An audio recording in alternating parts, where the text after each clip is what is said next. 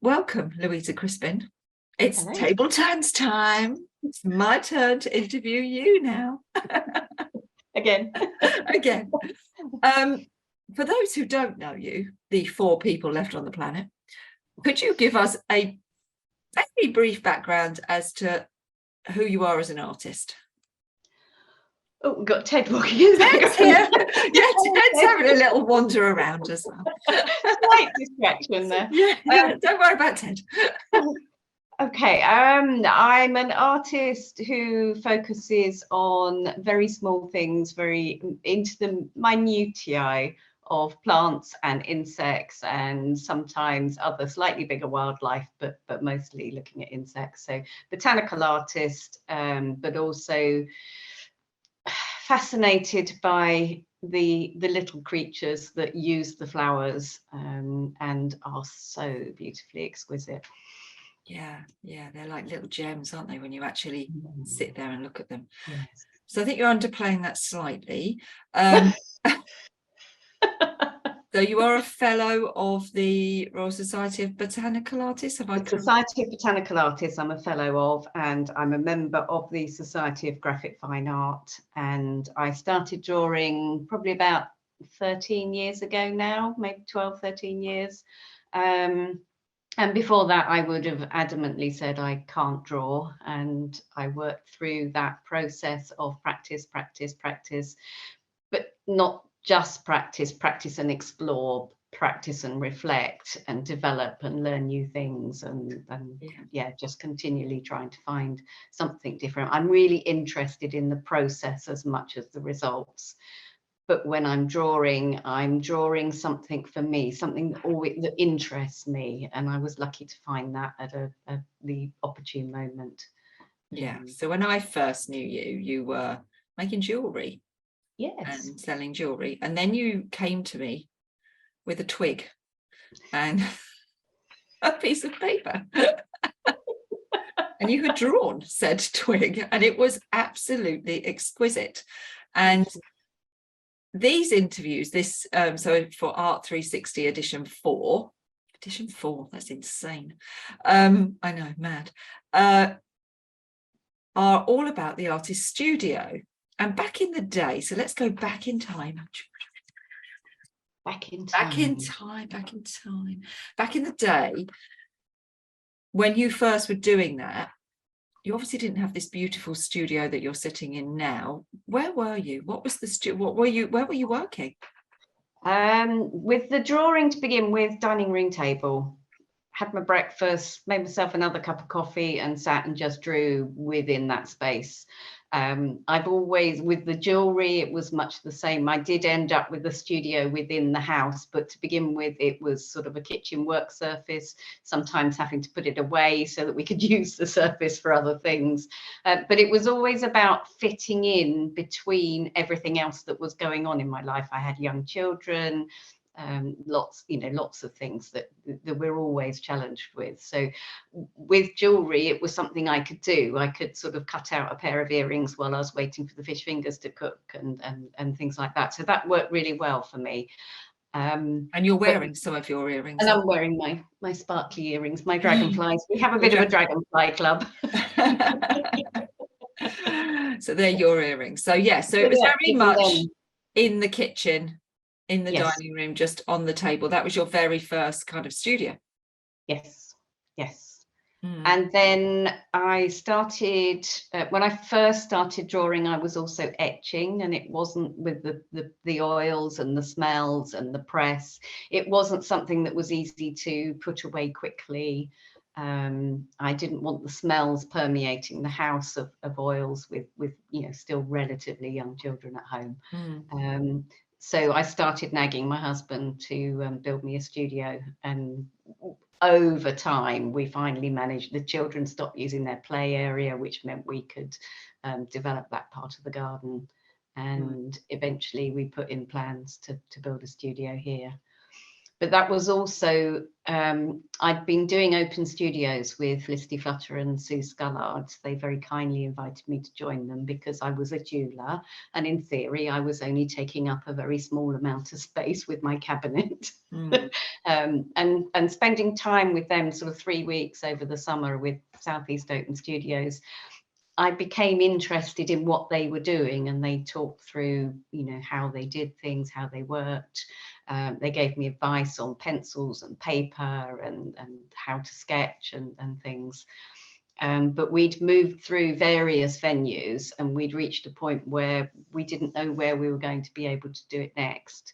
And it seemed quite nice to pay back by having my studio designed in such a way that we could have the open studios here. And that was really lovely because we would spend time. We always worked during open studios. We weren't demonstrating, we were working on a piece. So, but we could, when there were no visitors, we could chat and talk and give advice. So it was a really nice thing to do.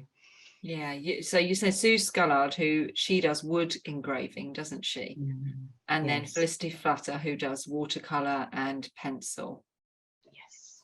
So you learnt your craft by spending time during the open studios with them as much as you did sitting looking at practicing on my own. Yes. Yeah, and they gave advice on classes to go to, and yeah, all sorts of things. I mean, that's one of the things I've always been really keen on is being with other people that are doing what I'm doing or something similar to what I'm doing, and you can bounce ideas and share experiences and tools and all of those kind of things. So yeah, Southeast Open Studios was a part of that. Yeah, that whole studio word comes into it, doesn't it? It is that sharing. I absolutely agree. I think as much as we saw from all the interviews we did for the magazine, that for the Art360 edition 4 magazine, which again is all about studio, that the artists like to work alone, essentially when they're working dedicatedly on a piece and they want to get into flow. Yes. They need to do that on their own. Actually, when they're learning and growing and researching and just developing, doing that as part of a community is incredibly important. It is. When I'm doing a really detailed observational drawing, I need that space. I need, yeah, nothing else happening. And when we designed the studio, it's like a small cottage at the top of the garden. So I have that lovely walk through my garden, which I'm a keen gardener as much as I am an artist. And it's full of insects and full of flowers that inspire me. So I have that lovely walk up to start me into that flow process. And then when we built the studio, my husband designed it basically around sheets of plywood. So everything is on the basis of 8x4, so that it was simple, no cutting. We have to say that Louisa's husband did work in a wood yard cutting, didn't he? That was his job. Very focused on the size of the wood. Yes, very focused. So it meant that the windows are actually, well, you can see where the shelf is behind me. So the windows on two sides looking out north are above that shelf. So I cannot see down into the garden, which to begin with, I thought was a real downer. I was quite disappointed, but I've actually realized that's a real bonus because it stops me spending my whole time looking out the window instead of drawing. So it enables me to focus better. Yeah, because getting into flow is really important, isn't it, for an artist? Yes. And it's a quiet space. It's well insulated. It's got double glazing. It heats really cheaply. So it means that I can come up here, whatever the weather, and just very quietly spend my time here. I'm quite isolated once I'm in and shut the door. So that's really nice. But if I have said north-facing windows. So is north-facing windows a thing? Is that important? I think it is for a lot of artists, not so much for me because I don't do much in the way of colour, but it means I never have the sun actually streaming through into where I'm working. So I haven't got to deal with sunlight on the paper or move around the studio accordingly. Very late in the summer, sort of 7, 8 at night, the sun sets over there, which doesn't mean anything to you, but it means that it comes into a corner. But I don't get shadows that I have to deal with. I can be completely in control of it. Yeah. And one of the main things for me was our house is timber framed wooden beams, so it's quite dark, and to do the detail that I'm doing, I needed really good light. So there's really good strip lights in here, so I can control the light completely. And Yeah, then because that's interesting, isn't it? That's another thing about, you know, you can see how your practice has progressed, you know, from the kitchen table and then working with others through an open studio scenario and then practicing, and then you've got your own studio. But actually, because your work is so detailed, there is a thing, there will be a thing about, you know, how long can you do that with that intensity of detail? Have you noticed you've had to change your glasses? And I've always been very, very short-sighted, and my eyes have always dipped fairly regularly. But the good thing is I can sit here. I mean, I stop quite frequently and look and spend time really peering into the distance to try and, you know, compensate for the fact that I'm looking very closely. But yes, the glasses are getting stronger. that's a good top tip, isn't it? Because it is all about our brain, isn't it? So actually, if you're doing lots of intense looking, then actually to then give your eyes the opportunity to look at a long distance will help them Yes. keep them healthy. Yeah.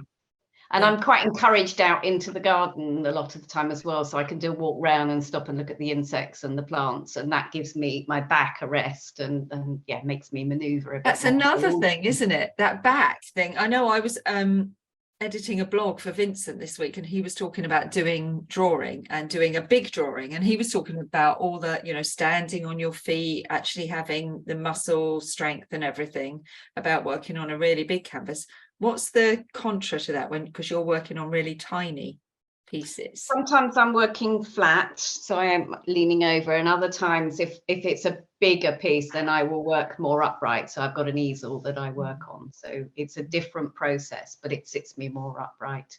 I do sometimes, often in the studio I'm standing as well. When I'm working on the graphite powder, I'll stand and work on that. And when I was silversmithing, a lot of the time I was standing rather than sitting. I had back problems at the time, and it just worked to be that much higher. But I think the main thing is just to keep changing what you do and the way that you do it, so you don't get repetitive strain. Hold your pencils lightly, don't grip them too hard, try and relax, because you're more likely, you know, if you're tensed up, you're going to be more tense. You're more likely to get repetitive strain type problems. So do you have a kind of routine that you go through when you feel that you might be getting into, and is the benefit of having your studio in the garden, is that a great thing, because, you know, you can get outside? It's a great thing in the summer.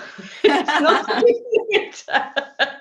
I'm sort of torches on to get up here at this time of night, and obviously if it's raining, then, you know, it's a mad dash, a quick run, with sometimes with the brolly up. But yeah, and the biggest downfall with this particular studio is we didn't put a loo in, so that's good, because it means I do get up and go for a walk quite frequently. Yeah, as you say, I mean, I think sometimes these things happen for a reason, don't they? And that's a really good one to get you up, to get you out of that studio space and out into the fresh air, moving, and also, you know, getting regular fluids, Louisa.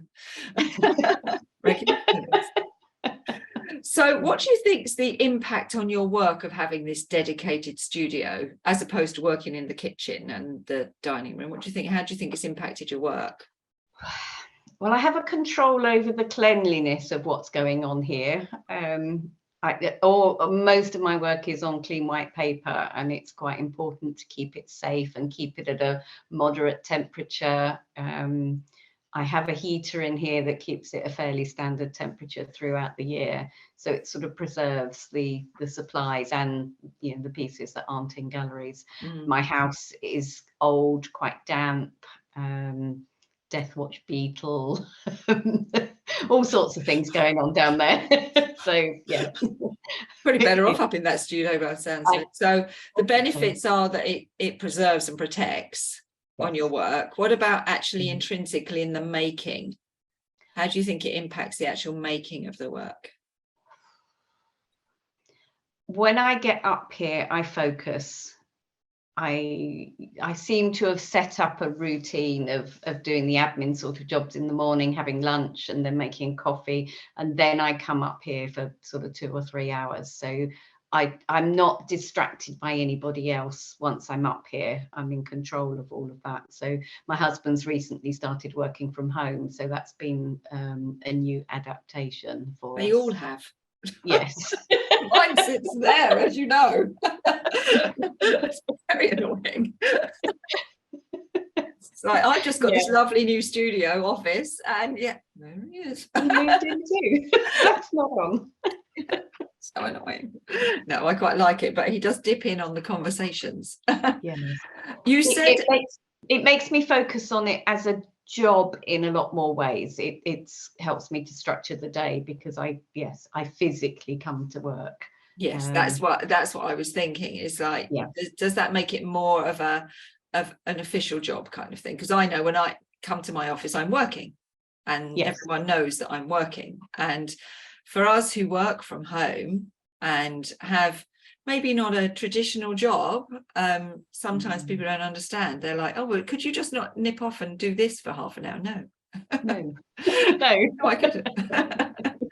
Yeah, so do you, because you mentioned admin, and admin is a critical part of a artist's working life. To be successful, you will have a lot of admin involved in that. Do you always keep the admin out of your studio? Yes, absolutely. Admin is always done in the house, back at the dining room table, or somewhere in there that works best. You don't have an office as such? No, I could probably have an office if I actually cleared out my silversmithing studio that's in the house. Do you think that's a but thing? I do still make jewelry sometimes, and I don't want to lose that space yet. So that's interesting. So, and you haven't brought the silversmithing studio into this studio? No, my husband had this idea that when I had a studio, everything would come out of the house and up here, and that didn't happen at all, because there's just not the space. Studios are never, ever, ever big enough. And I think that's, however big you think it is, I've added more tables. There is no possibility of doing open studios in here now. It's just, there's just not enough space. So that, I was just about to ask you that. So we've obviously had the COVID years where the open studios thing has been happening on Zoom and remotely, and it hasn't really been happening in the same way. As we go into the future, I was going to ask, do you see yourself opening this studio again to the public? And I think you just answered my question. I really enjoy having people come here and talking about the work, the specimens, the garden. It was absolutely great fun. But I've got the studio laid out in a way now that works for all the different parts of the art side of the business. And it's probably not safe for anyone to be able to come in. There's a lot of stuff on the floor and stacked, and it's just too small. And I certainly couldn't fit anyone else in here with me.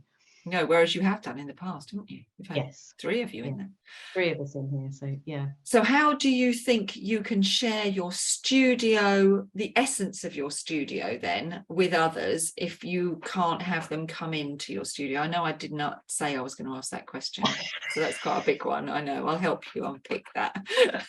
But I'm intrigued now, because it was quite a big thing having people come into the studio, and I know how much you enjoyed it. So now it's an interesting concept of how can you share that with people. I know you've been doing Flight Path, which is sharing a project out into various galleries. And I've started looking, I've built or put together a small workshop where I can help people to learn to draw and look and think about insects, and which goes alongside the Flight Path project. So I had a little practice of that last week at Ace Arts in Somerton, where the Flight Path community project is at the moment, and it went really well. So I think if you'd asked me 6 months ago, would I run a workshop? The answer would be no way. Couldn't, I'll do a demonstration, but don't expect me to talk at the same time. But it was fabulous. Yeah, I've learned sort of so much more and grown in confidence in the last few months. So that's really the way forward, isn't it? Is to share your skills outside of the studio. Yes, and I'm also doing some projects with, I'm part of an FAPD, professional development group in Sevenoaks with the Sevenoaks Visual Arts Forum. So although we do the work independently, we take it back in and we talk to each other about it and give each other ideas and support. And so I'm trying to find more groups in that level of working now. So not so much bringing people in, but going out myself. And I'm also really, really keen to actually start studying insects and plants out in the field. So stepping out of the studio, that it's quite a big thing to go across the threshold and out there and do work differently. So that's my latest challenge. I've been lucky to get a bursary from the Society of Wildlife Artists to help me fund that, taking that step. So making the journeys and getting the kit together. So that's kind of a full line, isn't it? It's from the kitchen counter to the dining room table to the studio to outside, to right there with what you're studying on plein air, but probably more so because you're going to be studying it.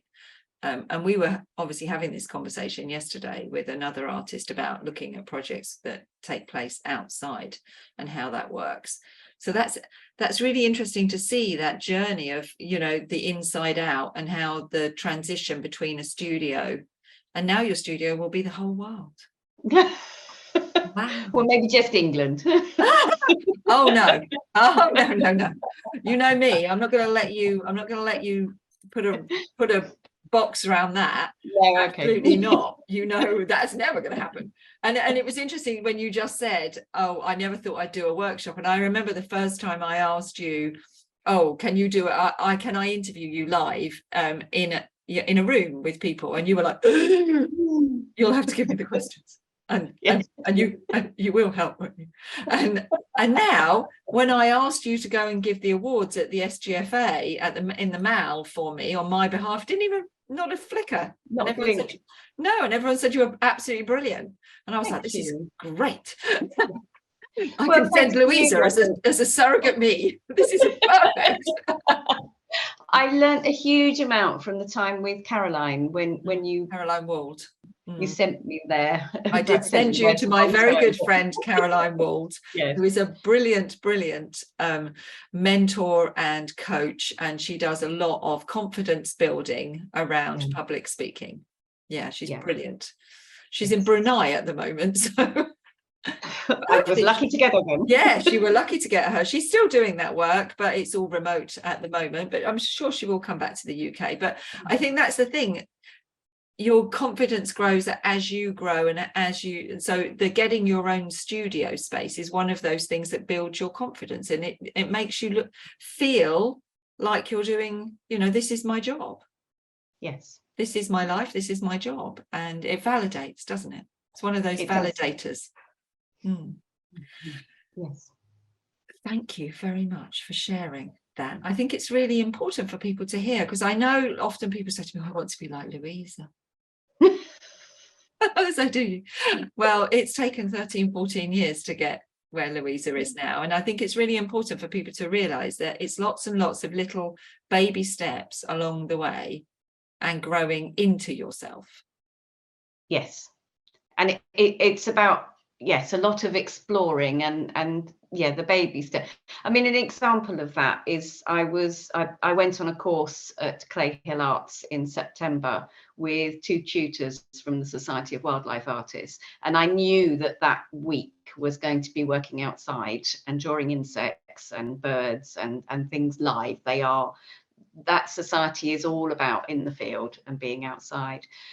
And I knew that I hadn't had any practice with that. So I spent a little bit of time still working with specimens safely in my studio, but making myself do them in short time. So I had 2 minutes to draw the thing that I was looking at and then turn it around and draw it again and turn it around. So I sort of went back to my 30 minutes practice, focused on short, sharp, loose sketching and working with the fact that I know what an insect is like because I've studied it really deeply, but I don't often step back and think of it as a whole. So it's those sort of baby steps, preparing yourself for the next big jump with little things. Yeah, you can't do because otherwise it's a giant game of snakes and ladders, and which is what we talked really about last time. well, yeah, that kind of knocks your confidence. So you don't want to do that. You want to take these little tiny steps that all build you up to the place where you know, and now into the field. And that'll be really exciting. Maybe next edition 5 might be in the field. I'm writing it down. In the field. In the field, on plein air, in the field. On plein air, on plein air. Urban sketching. Yeah, that might be the next, that might be the edition 5. Watch this space, people. We may have decided what number 5 will be. But that's, I think it's really important though for people to hear it from you, how you've taken those steps and how you've grown in confidence and how it's okay to start at the kitchen, in the kitchen. That's absolutely how everyone starts. We all have to start somewhere. The difference between success and failure is actually starting. You actually have to start. Yeah. And if you don't actually start, then you're not actually going to get anywhere. And then, as you said, that the really important thing about giving something your absolute focus. Give it your I'm very good absolute at giving focus. things my absolute focus. Yeah. But some people aren't. Some people find that really, really difficult. So having your own studio space, whether that's a dedicated studio like you've got there, or a room where you can close the door and you can be quiet and you can really get into flow, is really important for that progress. For me, often the time, there's certain times of the day when you, as a person, you are at your best. And for me, anything that I need to do that's a regular thing will happen first thing in the morning. It's before breakfast, it's the first thing I do. For me, drawing, my best drawing time is from 2 till 5 in the afternoon. So I put everything else around that and try to make that settled. But that's about understanding yourself and understanding when your best time is. Yeah, personal congruency.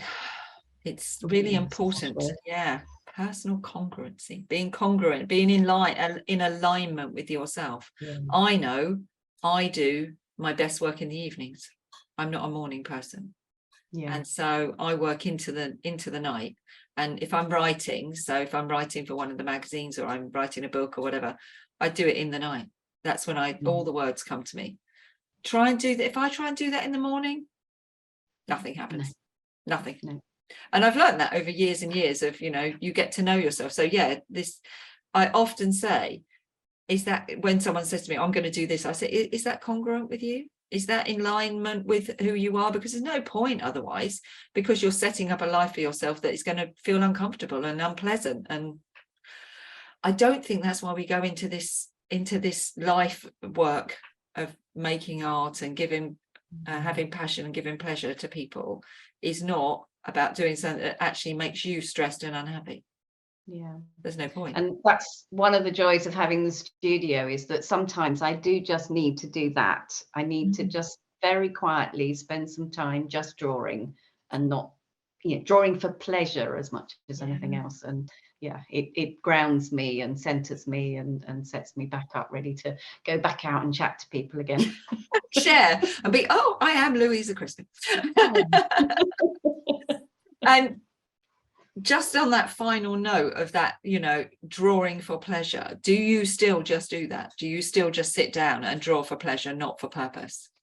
I draw almost everything for my pleasure. I choose my subjects and I choose what I'm going to do in any given day based on what gives me the most pleasure. So at the moment, I'm very quietly sitting and drawing a skeletonized ivy leaf. A few weeks ago, I was working on acorns. When I was walking, that's what spoke to me. So that's what I brought back and then settled down. And another time, it'll be big, mad works with graphite powder and pushing that and pushing paper and seeing what will, you know, experimenting. And so hence, yeah, the concertina pieces came from great moments of excitement and random working. So my husband often says, you know, what are you doing tomorrow? And I can't tell him what I'm doing tomorrow, because it's what I feel when I wake up the next morning. And I found over time that unless there's an obvious deadline when I have to push myself a little bit harder. I found that so long as I'm doing something towards the goal, it all gets done in the end. Yeah, you grow, don't you, into the confidence of it's going to be okay, everything will all come together and it'll all get done. Yeah, it always does get done. Thank you very much. I had one last question that came into my brain while you were talking about drawing. Everything is for pleasure. What would happen if someone came and asked you to do a commission for something and you didn't feel it? I would say no. Excellent. I wouldn't say no straight away. I would think about it, and I would see I would see how that aligned with whether I could find something within it that was of interest to me. So you'd sit with it and dwell on it for a bit. Have you been asked to do commissions? Is that something that people lots? Yeah. Yes. Yeah. And usually it's not something that's no right for me.